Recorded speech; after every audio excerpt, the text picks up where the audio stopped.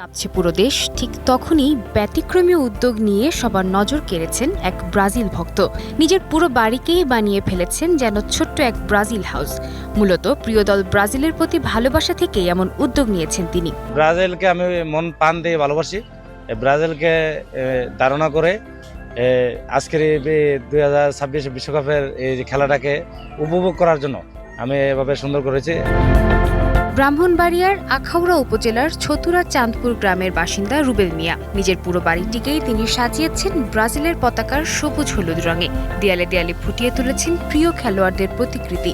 দূর থেকে দেখলে মনে হবে যেন বাংলাদেশ নয়, ব্রাজিলের কোনো ফুটবল পাগল শহরের বুকে দাঁড়িয়ে আছেন আপনি। আমি দেশে আসার পরে আমার ছোট ভাই রুবেল ব্রাজিলের খুব ভক্ত, তারপরে বলছে যে ভাই ব্রাজিলের আমি খুব ভক্ত, আমি ব্রাজিলের এই পতাকা দিয়ে আমি বিল্ডিং এ রং করতেছি। পরে আমি সহজে গিয়ে আমরা সবাই ব্রাজিলকে সাপোর্ট করি।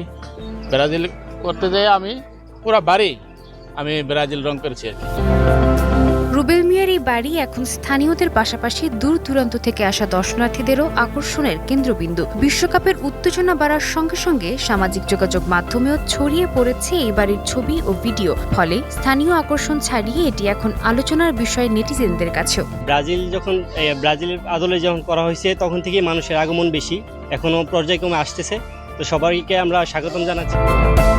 ব্যতিক্রমী এই বাড়ি সাজাতে সময় লেগেছে প্রায় 18 দিন, আর এতে ব্যয় হয়েছে প্রায় 1.5 লাখ টাকা।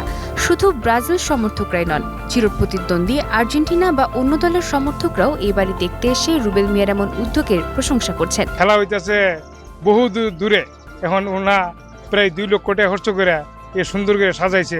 এই সাজানোটা দেখার জন্য আসছি। আর